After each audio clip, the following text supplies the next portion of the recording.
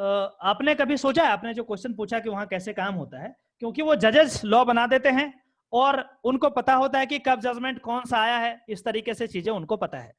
लेकिन आपने कभी सोचा है कि हमारे कंट्री में आईएएस और आईपीएस जो लोग बनते हैं इतने पढ़े लिखे होते हैं, इसके बावजूद भी इनको लॉ की जानकारी क्यों नहीं होती है? क्या कारण है?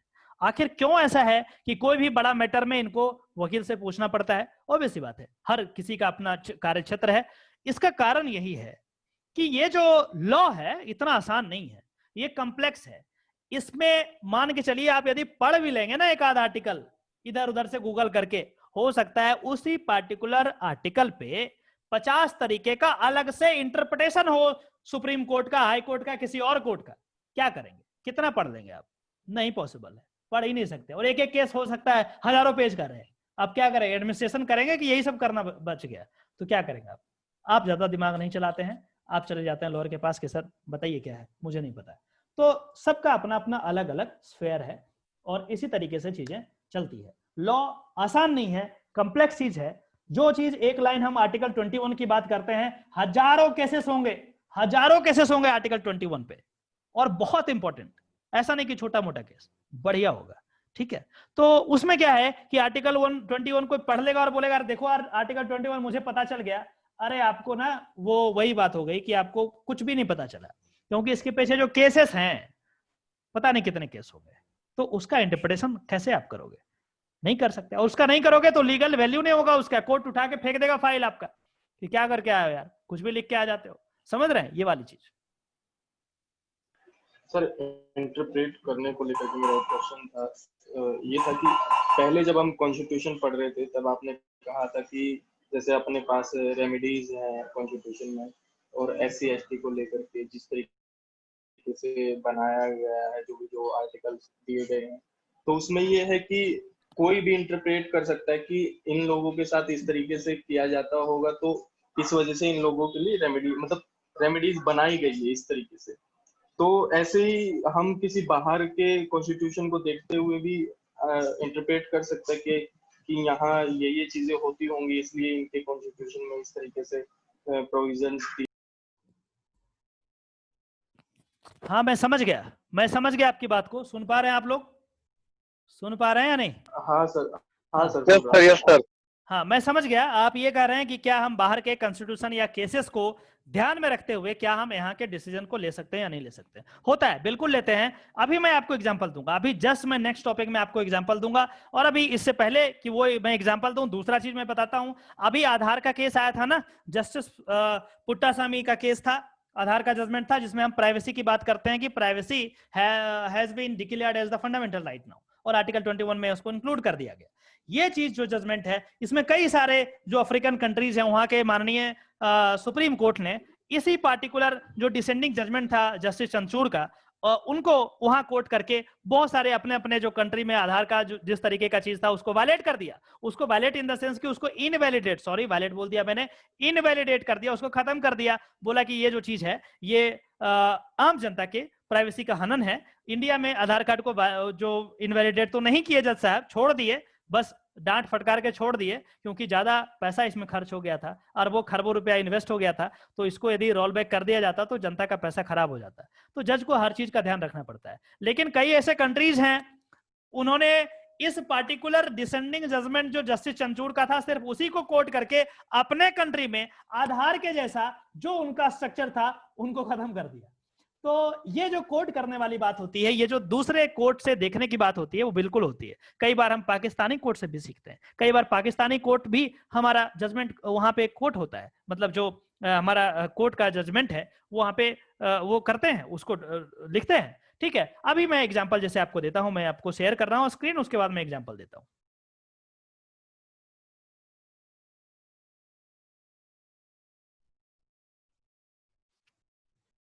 देखिए अब मैं एग्जांपल आपको दे रहा हूं, आप इसको समझिए, इसको समझिए।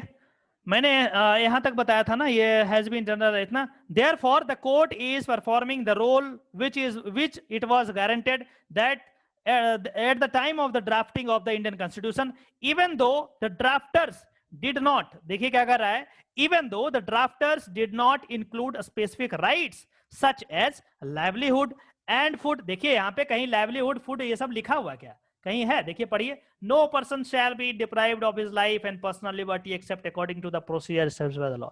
21 खत्म हो गया, आर्टिकल 21 खत्म हो चुका है. कहीं लिखा हुआ है क्या ये फूड है, लाइवलीहुड है, ये सब इन्वायरमेंट है, सिगरेट नहीं पीना, ये सब लिखा हुआ है कहीं? कहीं नहीं लिखा हुआ. ये सब कैसे आया? इंटरप्रिटेशन से आया. ये सब जज साहब के द्वारा बनाया गया कानून एक तरीके से है, क्योंकि उन्होंने जजमेंट में ये सारा इंटरप्रेट किया, अपने विवेक से, अपने बुद्धि से, अपने दिमाग से इंटरप्रेट किया. आपको जान करके बड़ी खुशी होगी कि आप जो लॉ करने जा रहे हैं, ये लॉयर्स, चाहे वो लॉयर रहे या जज रहे, दो ही ऐसे प्रोफेशन है जिसमें आपको क्या कहा जाता है. जब भी आप कोर्ट के ऑर्डर को पढ़ेंगे, कभी यदि मौका मिल जाए तो आपको ये सब मिल जाएगा जो मैं बता रहा हूं. लिखा रहता है learned council of this. Learned council मतलब जो अधिवक्ता की बात कर रहा है, जो वकील की बात कर रहा है, उसको कहा जाता है विद्वान. विद्वान की संज्ञा दी जाती है. जज की बात यदि हम करें, जज को भी लर्नेड जज या फिर जो भी जज का बात होता है उससे पहले वो लिखा जाता है. ऐसा किसी तीसरे प्रोफेशन में, इवन प्रोफेसर के प्रोफेशन में भी नहीं होता है, टीचिंग के प्रोफेशन में भी नहीं लिखा जाता है. तो जब आप इन तमाम चीजों को देखेंगे ना, आपका इंटरेस्ट अपने आप बन जाएगा. आप कोई भी बढ़िया व्यक्ति को आप देखिए डिबेट करते हुए, जिसमें यदि वकील आए हैं वहां पे अपना बात रखने के लिए, तो कोई ढंग का यदि कोई दिमाग वाला होगा ना, कोई बड़े व्यक्ति होंगे जानकारी वाले, तो ये जब उनका वकील को जब वो करेंगे तो उसके आगे वो विद्वान या लर्नेड यदि इंग्लिश में बोलेंगे तो लर्नेड यूज करेंगे, अदरवाइज विद्वान वो यूज कर देंगे. आप जाकर के देख लीजिएगा. मैं अभी इससे पहले मैं ये लेक्चर खत्म होते ही मैं आपको एक इंटरव्यू दूंगा जिसमें यूपी के डीजीपी साहब जो हैं, बहुत विद्वान आदमी हैं, वो भी बहुत अच्छा काम किया उन्होंने इंटरव्यू में देखिएगा किस तरीके से वो संबोधन कर रहे हैं. आपको पता चलेगा कि किस तरीके से चीजें काम करती है. आपको इंटरेस्ट होगा, डेवलप होगा, और एक बार इंटरेस्ट डेवलप हो गया, बाकी मुझे इतना लोड नहीं लेना पड़ेगा, इतना जोर जोर से पढ़ाना नहीं पड़ेगा, अपने आप समझ जाओगे आप सब चीज. देखिए, अब देखिए, इसमें मैं आपको बताने जा रहा था कि कैसे कोट करते हैं, और अभी मैं एग्जाम्पल दूंगा. अभी देखिए, पहले ये समझ लीजिए कि यहाँ पे लाइवलीहुड नहीं दिखा, फूड नहीं दिखा, यहाँ पे कुछ नहीं लिखा हुआ, लेकिन ये सारा चीज इंक्लूड कर दिया. Within the constitutional ambit of the enforceable fundamental rights, they are now made available to the citizen of India as matter of rights. This has been possible only by the interpretation and rule making function of the court in India. कैसे function किए, कैसे हुआ? Parliament ने तो बस वही चीज है कि जो संविधान में ये चीज लिखा हुआ है, पार्लियामेंट चाहता तो इसमें अमेंड कर देता, लेकिन कुछ नहीं किया, बस अभी तक वही एक लाइन से चला आ रहा है. अरे एक लाइन यहाँ पे लिखा हुआ है, लेकिन इसके पीछे पता नहीं कितने वॉल्यूम छप जाएंगे किताब के, इतना बड़ा है आर्टिकल 21. ये चीज है. इसमें एनवायरमेंट है, इसमें आपका फूड है, लाइवलीहुड है, बहुत सारी चीज है. ठीक है, ये चीज है. तो ये चीज आपने समझा. उसके बाद हम आगे हम बात करेंगे, लेकिन इससे पहले मैं आपको ये चीज बता दूंगा जो कि मैंने आपको वादा किया है. अब जैसे आपने बोला कि दूसरे कंट्री से हम कैसे सीखते हैं, अब हम आर्टिकल 21 को देखिए क्या कहता है. No person shall be deprived of his life और पर्सनल लिबर्टी एक्सेप्ट, मतलब इन तमाम हालात में किया जा सकता है. कब किया जा सकता है? Except according to the procedure established by the law. देखिए यहां पे जो यूज हुआ है वर्ड, ये हुआ है procedure established by the law. मतलब लॉ यदि बना हुआ है कि इसको इस तरीके से डेथ कॉज करना है, तो उसका डेथ किया जा सकता है, उसको मारा जा सकता है. लेकिन अगेंस्ट द लॉ जाकर के किसी भी स्थिति में किसी भी व्यक्ति का जान नहीं लिया जा सकता है. ये यहां पे कहा गया है. हम एग्जाम्पल के तौर पे बात करेंगे. एग्जाम्पल के तौर पे बात करते हैं कि यदि लॉ पार्लियामेंट ये पास कर दे, जैसे मोदी जी अभी एग्रीकल्चर वाला पास किया, और कोई ऐसा लॉ पास कर दे कि अब जो है जितने भी जो किसान प्रोटेस्ट कर रहे हैं, उन तमाम किसानों को पकड़ करके सर को धड़ से अलग कर दिया जाएगा, तलवार से काट दिया जाएगा. एक लॉ पास कर सकते हैं, कोई बहुत बड़ी बात नहीं है, मेजोरिटी में है, पार्लियामेंट कर सकती है. समझ में आ रहा है? और यदि वो पार्लियामेंट ऐसा लॉ पास करती है कि जितने भी किसान जो भी प्रोटेस्ट कर रहे हैं, सारे लोगों को पकड़ के लाओ और उसके सर को धड़ से अलग कर दो, तलवार से काट दो, क्या लगता है आपको?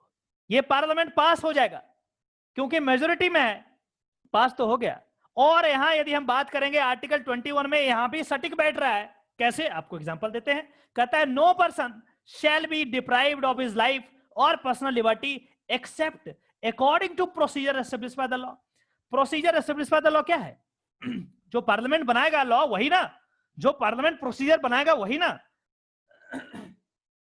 पार्लियामेंट ने प्रोसीजर बना दिया, लो जी क्या करना है, पहले लाना है उसके सर को काले कपड़े में बंद करना है, उसके बाद एक जल्लाद को लाना है और खड़ा करना है सारे किसान को, और एक तलवार देना है और धड़ से खत्म कर देना, काट देना।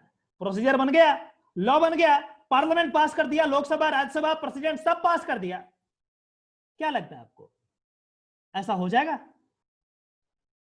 क्या लगता है ऐसा हो जाएगा क्या? No sir.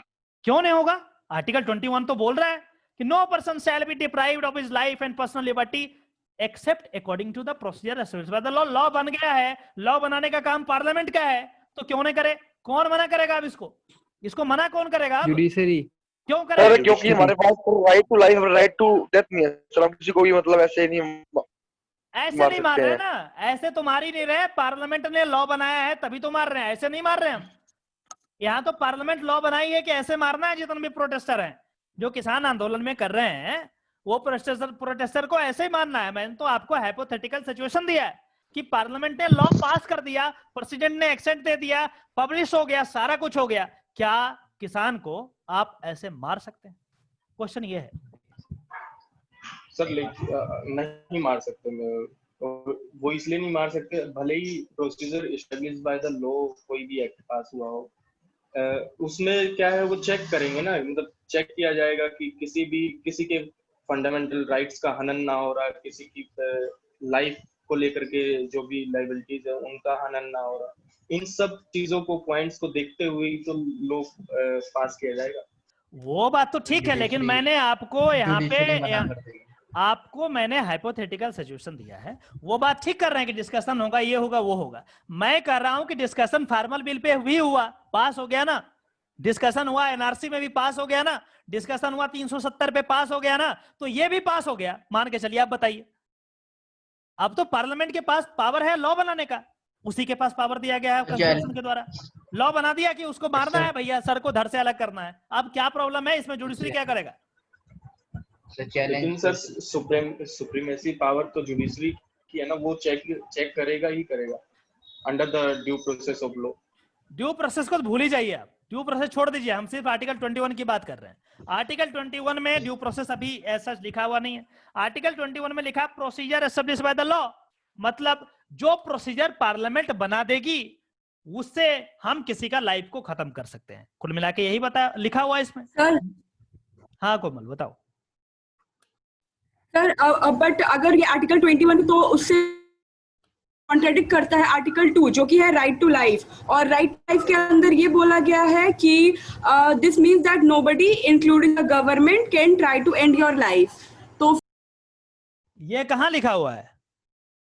Article 2 right to life, दोबारा बोलना।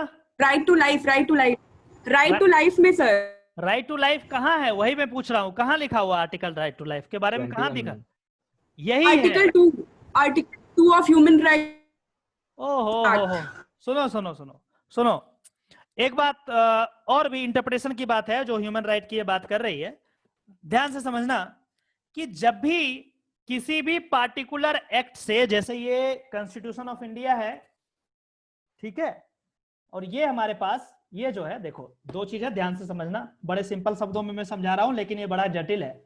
दो चीज है, एक कॉन्स्टिट्यूशन है, एक यहाँ देखो ये पूरा क्रिमिनल लॉ मैनुअल है हमारे पास, आईपीसी, सीआरपीसी, एविडेंस लॉ, ठीक है, तीनों है इसमें। अब यदि ये एविडेंस लॉ का या सीआरपीसी का कोई प्रोविजन इस पार्टिकुलर कॉन्स्टिट्यूशन के अगेंस्ट होगा तो हर स्थिति में कॉन्स्टिट्यूशन प्रिवेल करेगा, क्योंकि कॉन्स्टिट्यूशन के इन अकॉर्डेंस में ही इसको बनाया जाता है, ठीक है। तो यहां पे जब कॉन्स्टिट्यूशन कह रहा है, फंडामेंटल राइट कह रहा है कि no person shall be deprived of his life और personal liberty except according to procedure established by the law, मतलब प्रोसीजर एस्टेब्लिश करके, प्रोसीजर बना करके, पार्लियामेंट लॉ पास करके किसी भी व्यक्ति का लाइफ ले सकता है। ये तो खुद आर्टिकल 21 कह रहा है, तो बाकी कोई भी एक्ट में कुछ भी रहे फर्क नहीं पड़ता, क्योंकि सुप्रीम तो कॉन्स्टिट्यूशन है। समझ में आ रहा है बात को? तो इस सिचुएशन में यहां तो बना दिया पार्लियामेंट, हाइपोथेटिकल सिचुएशन मैंने दे दिया, किसान को बोला धड़ से अलग करो, लॉ पास हो गया, राज्यसभा, लोकसभा, प्रधान, प्रेसिडेंट, और उसके बाद पब्लिश भी कर दिया गया। अब बताओ कि क्या ऐसा होगा? नहीं सर, क्योंकि हमारा सर डेमोक्रेसी कंट्री है, लोकतांत्रिक है। अरे भाई आप लॉ को समझो, लॉ को समझो, यहाँ इमोशन को फेंको यार, लॉ ही कह रहा है ना। Hello sir. Hello sir. Hello sir. Sir ये होगा सर, अगर सर पार्लियामेंट में जो सर। हाँ बताइए। हाँ सर, हाँ सर, तो जैसे आपने मेंशन किया कि लॉ जो है वो डिफरेंट इंटरप्रिटेशन पे डिपेंड करता है, तो जैसे आपने कहा कि अगर ये जो हाइपोथेटिकल सिचुएशन जहाँ पे फ्यूचर में फॉर एग्जांपल पास हो गया कि ठीक है, मतलब इस हालत पे किसान के ऊपर ये हो सकती है वायलेंस, और आपने कह दिया कि जो प्रोसीजर एस्टैब्लिश बाय लॉ उस पे भी लिखा है कि हो जाएगा, तो आई थिंक पास हो सकता है, क्योंकि ऑन पेपर तो ये वैलिड है। अगर ऐसा अगर मतलब सही में पास हो गया तो पार्लियामेंट से मेजॉरिटी के साथ। वही चीज मैं भी बता रहा हूँ, जो आप बोल रहे हो ना डेमोक्रेसी है फलाना ढिकामा, अरे भाई डेमोक्रेसी है तभी तो पार्लियामेंट से पास हुआ। मैं ये कह रहा हूँ कि पार्लियामेंट से पास हो गया तो क्या लॉ को फॉलो नहीं करोगे? क्या जुडिशरी लॉ को फॉलो नहीं करेगी? क्या जुडिशरी का काम लॉ बनाना है? और यदि जुडिशरी का काम लॉ बनाना है तो पार्लियामेंट क्यों बनाया गया? पार्लियामेंट को बंद कर दो। फिर पार्लियामेंट ने बना दिया कि इसको मारो किसान को, तो फिर इसमें प्रॉब्लम क्या है? लॉ तो लेजिटिमेट बना है ना, जो प्रोसेस है उसी के अकॉर्डिंग बना है, पार्लियामेंट में बना है, ऑन डिस्कशन बना है, डिस्कशन के बाद बना है, तब क्या प्रॉब्लम है? Sir actually lesser brutal death right है बाय फांसी, मतलब ये अगर आप तलवार से धड़ को अलग करने की बात करते हो वो तो एकदम क्रूअल मतलब हो जाएगा। कोई बात और नहीं, ये ग्रीवियस कोई बात नहीं, तो है। कोई बात नहीं, ये तो अमेंडिंग पावर है ना पार्लियामेंट के पास, अमेंड कर दिया कि नहीं फांसी नहीं देंगे जी, अब तो हम काटेंगे सबको, पार्लियामेंट बदल दिया उसको, इसको यहाँ पे लिख दिया कि हम इस पार्टिकुलर केस में यदि किसान करेंगे ना तब तो काटे जाएंगे, वो लिख दिया, पार्लियामेंट के पास पावर है अमेंड करने का, कर दिया अमेंडमेंट, अब क्या करेंगे? सर लेकिन वो लोग जो basic structure decided by judiciary है उसको तो वो नहीं कर सकते ना। कौन सा बेसिक स्ट्रक्चर इसमें वायलेट हुआ है? मतलब नहीं, बेसिक स्ट्रक्चर मतलब कोई किसी को भी डेथ सेंटेंस अगर दिया जाता है तो आजीवन कैद होती है या फिर जो फांसी है वो हो सकती है। अरे मेरे भाई वो तो तब है ना, क्योंकि फांसी, अब लेजिस्लेचर जो है, जो पार्लियामेंट है वो लिखा है कि फांसी देंगे हम, अब लेजिस्लेचर फांसी को हटा करके लिख दे तलवार से काटेंगे तो वो लॉ बन जाएगा ना, फांसी पे क्यों अटक रहे हो? तब तो फांसी खत्म हो जाएगा, रिपील कर दिया जाएगा। सर अगर ऐसा होता है तो फिर वो लॉ एग्जीक्यूट होगा सर। वही चीज मैं बता रहा हूँ ना, वही चीज मैं पूछ रहा हूँ कि इसमें तो सब चीज लेजिटिमेट है, सब चीज तो सिस्टमेटिक हो रहा है, प्रॉब्लम क्या है इसमें? आप लोग ये क्यों सोच रहे हो कि नहीं होगा? अरे पार्लियामेंट कोई छोटी मोटी बॉडी है क्या? पार्लियामेंट पास कर दिया, लॉ बना दिया तो नहीं होगा कैसे? ये क्या बात हुआ? आप, वही मैं बता रहा हूं, आखिर क्या चीज सोच करके आप ऐसा बोल रहे हो कि नहीं ऐसा नहीं होगा? कहां से आया ये चीज, क्या आ रहा दिमाग में, वो मैं पूछ रहा हूं, बताइए।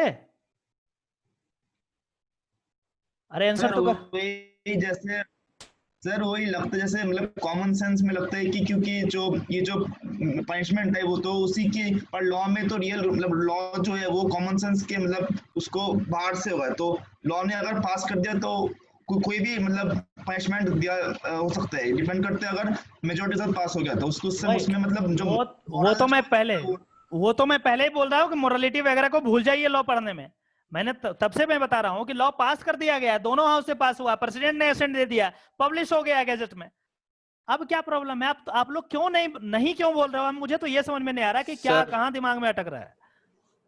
सर कॉन्स्टिट्यूशन में राइट टू लाइफ है तो फिर सर कोर्ट इसमें दखलंदाजी कर सकता है ना? अरे तो राइट टू लाइफ है, ये आर्टिकल 21 जो है राइट टू लाइफ कॉन्स्टिट्यूशन में सर। हाँ तो और कहाँ रहेगा सर? आपने बोला था सर कॉन्स्टिट्यूशन सबसे ऊपर है, कॉन्स्टिट्यूशन के बाद पार्लियामेंट बना है। वो ठीक है, लेकिन मैंने ये कहा कि पार्लियामेंट को पावर कॉन्स्टिट्यूशन ने ही दिया है कि आप किसी भी प्रोविजन को अमेंड कर सकते हैं। उन्होंने आर्टिकल 21 को अमेंडिंग पावर को यूज करके उसको अमेंड कर दिया और लिखा कि इनकेस यदि किसान करेंगे। सर आर्टिकल 21 से अमेंड हो नहीं सकता क्योंकि सिर्फ फंडामेंटल राइट है और फंडामेंटल राइट को सर आप अमेंड नहीं कर सकते ना। कौन बोला अमेंड नहीं कर सकते फंडामेंटल राइट को? सर केशवानंद भारती, अगर आप केशवानंद भारती केस को देखोगे ना तो मतलब जो रुको रुको रुको रुको रुको रुको रुको रुक जाओ। आप किस कैटेगरी से हो? जनरल जनरल हो। यहाँ पे ईडब्ल्यूएस भी होंगे बहुत सारे। ईडब्ल्यूएस कब बना? अभी बना। कौन सा आर्टिकल अमेंड हुआ? आर्टिकल 14 और 15, सॉरी 15 और 16। फंडामेंटल राइट नहीं है आपका क्या? सर अमेंड तो हुआ, लेकिन अगर उससे हम केस कर सके तो सर वो कोर्ट को इंटरप्रेट करना पड़ेगा कि वो केस ठीक है या नहीं है। अरे वो कोर्ट को छोड़ दीजिए, आप कोर्ट की बात ही नहीं कर रहे हैं। आप ये कर रहे हैं कि फंडामेंटल राइट नहीं अमेंड कर सकते। यदि ऐसा है तो अभी ईडब्ल्यूएस कैसे अमेंड हो गया 15 और 16 को? आर्टिकल 15 और 16 है ना फंडामेंटल राइट, कैसे अमेंड हो गया? ईडब्ल्यूएस होंगे बहुत सारे इस क्लास में, कैसे हुआ? मतलब ये हुआ फंडामेंटल राइट अमेंड कर सकते हैं। तो जब 15-16 को कर सकता है तो 21 में क्या प्रॉब्लम? कर सकते हैं, ऐसा कोई बड़ी बात नहीं है, कर सकते हैं। नहीं हाँ सर, अभी आपने ही तो बताया। हाँ सर, अभी आपने बताया सुप्रीम कोर्ट की आर्टिकल 21 को देख के अपने हिसाब से टाइम टू टाइम अपने लॉस बनाया, तो पार्लियामेंट इसमें कैसे लॉस बना सकती है? अरे मेरे भाई बात को समझिए, पार्लियामेंट का काम लॉ बनाना है, सुप्रीम कोर्ट का लॉ बनाना काम नहीं है। लॉ बनाने के लिए पार्लियामेंट है ना, कॉन्स्टिट्यूशन ने लॉ बनाने के लिए पार्लियामेंट को रखा है, लॉ को एग्जीक्यूट कराने के लिए जो है एग्जीक्यूटिव को रखा है, और ये चेक करने के लिए, चेक एंड बैलेंस करने के लिए जुडिशरी को रखा है, एडजुडिकेट करने के लिए मैटर को जुडिशरी को रखा है। तो लॉ तो पार्लियामेंट ही बनाएगा ना, सुप्रीम कोर्ट का काम लॉ बनाना नहीं है। ये बात अलग है कि बाय प्रोडक्ट लॉ बन जाता है, जो डिसीजन देता है उसको लॉ की संज्ञा दे दी जाती है, लेकिन लॉ बनाना उसका काम नहीं है। समझ में आ रहा है बात को? तो लॉ बनाना यदि उसको काम रहता तो पार्लियामेंट को क्यों चलाते हम लोग यार? बंद कर देते ना, क्यों फालतू करोड़ों अरबों खरबों रुपया खर्च होता है यार उसमें, क्यों चलाते हम उसको? बंद कर देते। थोड़ा कॉमन सेंस वाली बात है, उसको तो हर चीज जुडिशरी पे कैसे डाल देते हैं? लॉ बना दिया, लॉ बना दिया ट्रिपल तलाक को खत्म करना, रे खत्म हुआ कि नहीं हुआ? क्या कर दिया जुडिशरी? लॉ बना दिया 370 खत्म होगा, हुआ खत्म या नहीं हुआ? क्या कर दिया जुडिशरी? लॉ बना दिया एनआरसी और इसमें हुआ या नहीं हुआ? आप सर हाँ बताइए। जैसे आर्टिकल 377, जैसे जब नवतेज सिंह जोड़ का जो केस आया था, जहाँ पे जो आर्टिकल 377 चेंज हुआ, तो वो भी तो ह्यूमन राइट्स सेक्शन आर्टिकल नहीं होता, वो सेक्शन। हाँ सॉरी, सेक्शन जो हुआ, तो वो भी तो फंडामेंटल राइट्स को अमेंड करके किया। जैसे फंडामेंटल राइट्स को अमेंड करके हम ये कर सकते हैं सेक्शन, ये चेंज। तो वैसे सिमिलर वे पे ये भी, जैसे आपने जो कहा कि फार्मर्स को मारना, वो भी सेम वे पे हो सकता है, फंडामेंटल राइट्स को मतलब अमेंड करके। वो डिपेंड करते हैं क्यों किस वे पे, पर वो हो सकता है। अरे एक एग्जांपल चलो मैं देता हूं। अभी आर्म फोर्सेस के लिए फंडामेंटल राइट, कुछ ऐसे फंडामेंटल राइट हैं जो अप्लीकेबल नहीं होते हैं। ये कौन डिसाइड करता है? पार्लियामेंट डिसाइड करती है। पार्लियामेंट लॉ बना देती है कि आर्म फोर्सेस में जो है इन पे ये फंडामेंटल राइट नहीं लगता है, तो क्या होता है? कर सकते हैं ना। पार्लियामेंट के पास बहुत पावर है यार, पार्लियामेंट लॉ बनाती है, पार्लियामेंट लॉ बनाती है, इसमें तो प्रॉब्लम कहां आ रहा है आपको? तो मुझे ये समझ में नहीं आ रहा है। आप लोग लीगली कोई पॉइंट ही नहीं दे रहे, आप बस इमोशन पे चल रहे हो कि नहीं ऐसा नहीं हो सकता। अरे कैसे नहीं हो सकता? जब लॉ बना दिया पार्लियामेंट, पार्लियामेंट ही हमारे पास मैकेनिज्म है लॉ बनाने का, तो कैसे नहीं होगा?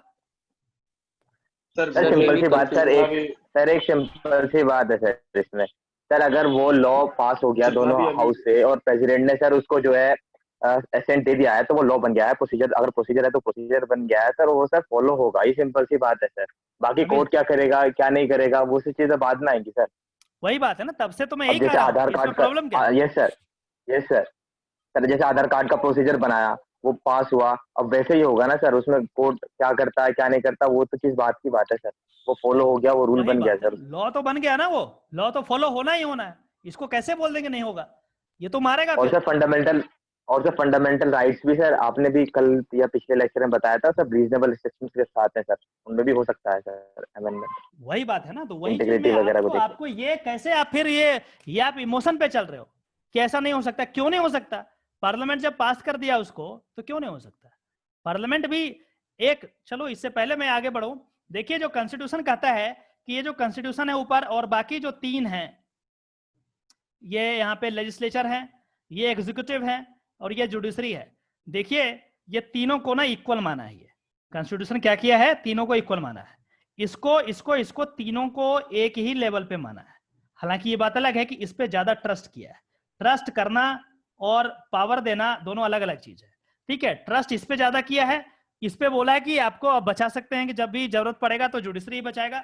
लेकिन पावर इसको बोला कि आप लॉ बना सकते हैं, लॉ बनाने के लिए आप ही जिम्मेदार होंगे, ये जो लॉ बनाएगा उसको एग्जीक्यूट ये करेगा, और ये कैसे काम कर रहा है ये दोनों, उस पर चेक एंड बैलेंस ये करेगा। तो लॉ ये बना दिया तो एग्जीक्यूशन वाले क्या करेंगे, इसको तो काटेंगे ना फार्मर्स को, क्या प्रॉब्लम है इसमें? कंफ्यूज कर गए सारे लोग? चलो कोई बात नहीं,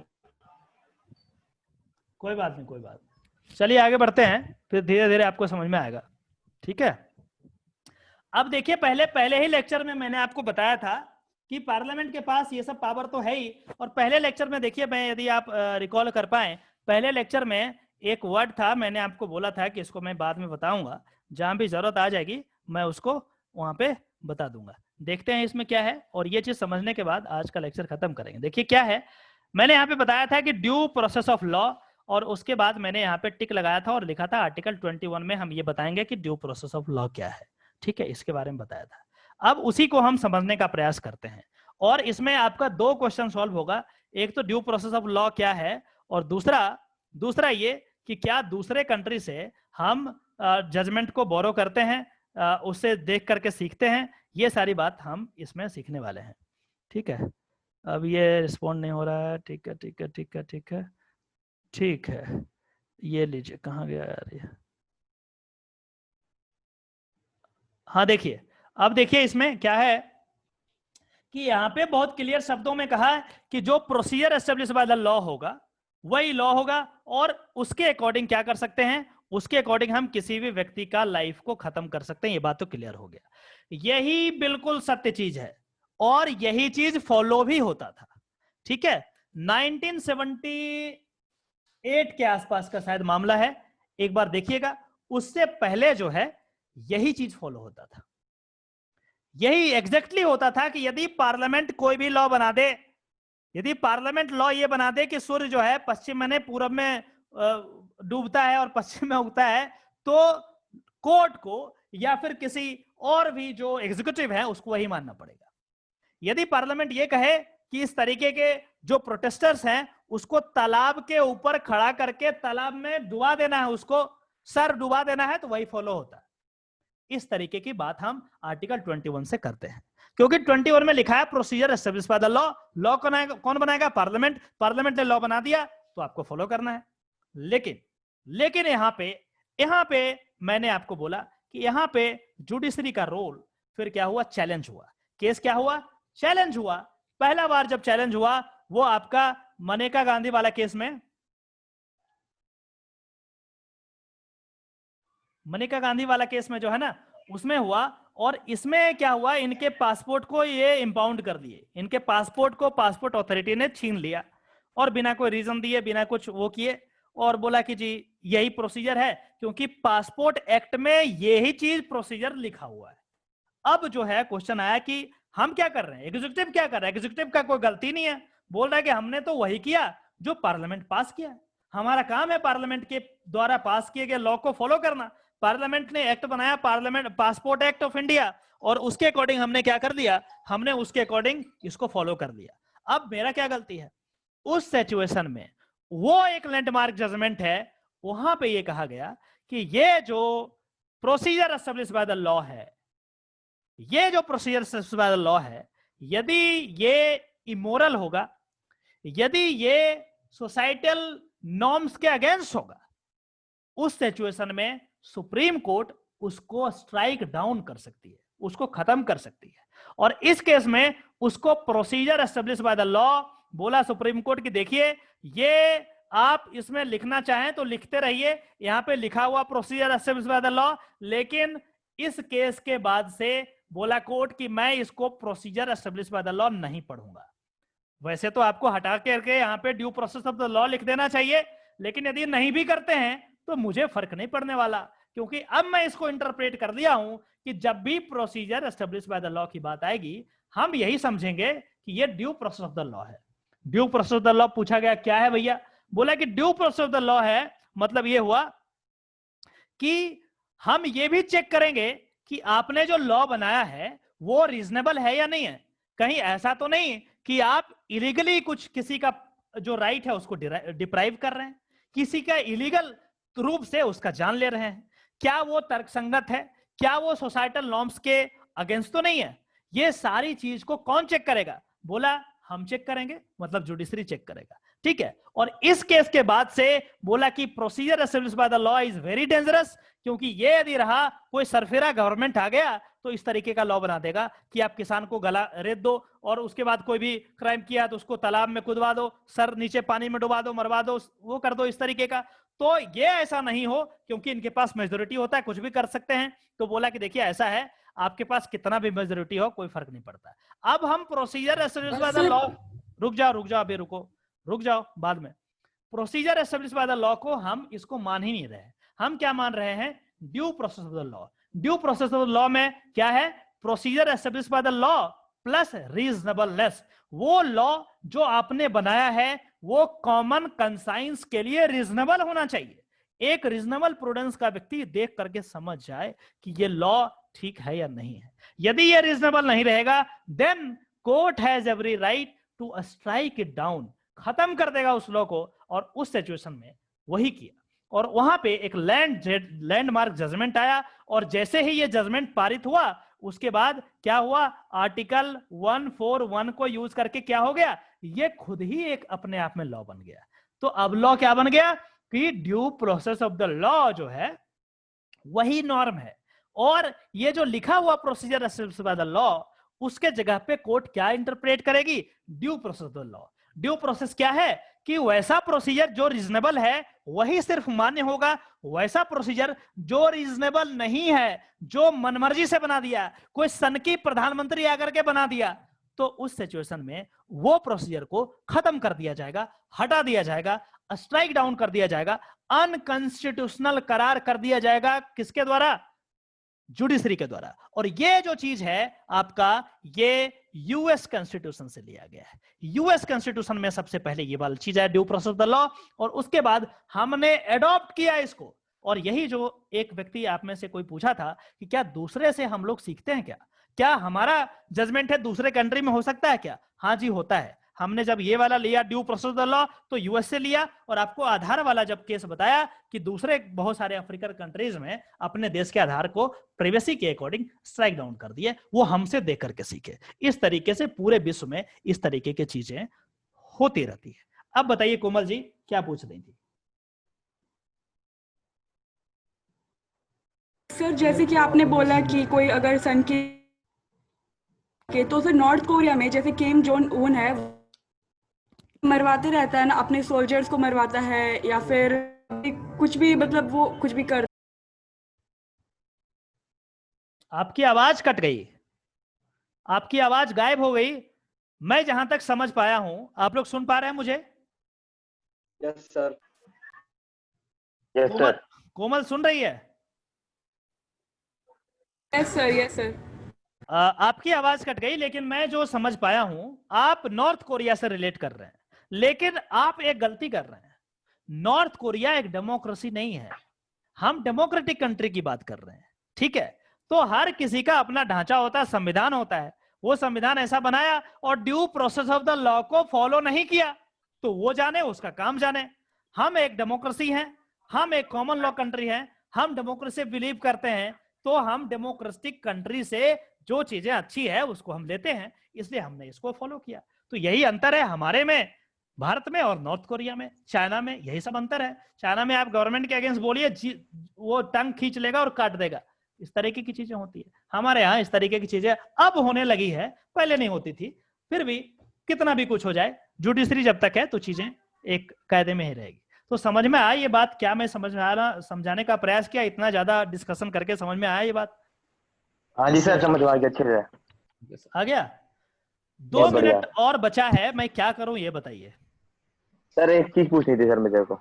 नहीं अब नहीं पूछना है, अभी मैं ये आगे वाला पैराग्राफ खत्म करूंगा। अब देखिए क्या है, बाद में पूछ लेना आप। देखिए क्या है, in the domain of criminal law as well, independence of judiciary is linked to the क्या है, guaranteeing the fair trial to the accused. Obviously बात है, एक्यूज यदि किसी को बनाया गया है तो उसको फेयर ट्रायल दो। क्या पता हर एक्यूज थोड़ी ना कन्विक्ट होता है, बहुत सारे, जैसे अभी रेयन इंटरनेशनल का मामला आपको बताया था, एक्यूज था लेकिन वो कन्विक्ट नहीं हुआ, छोड़ दिया court. This becomes extremely important even when the accused are foreign nationals. यदि दूसरे देश के भी हो, अजमल कसाब ही क्यों ना हो, और person who have committed crime against the state, terrorist भी हो, तब भी उसको फेयर ट्रायल दिया जाता है। ये लॉ की खासियत है, उसको देना चाहिए, देना पड़ता है, और नहीं देंगे तो आपका जुडिशियल सिस्टम वीक हो जाएगा। बाकी का जो कहानी है हम अगले क्लास में करेंगे। आपका जो क्वेश्चन है वो पूछ लीजिए। सर एक जनरल क्वेश्चन था सर, जैसे कि सर जैसे लंदन वगैरह से कोई लॉ करके आते हैं, हाँ। तो सर वो यहाँ पे प्रैक्टिस कर सकते हैं इंडिया में, जो बैरिस्टर वगैरह बन के आते हैं लंदन? नहीं कर सकते। और क्या नहीं कर सकते। पहला आंसर तो ये हुआ।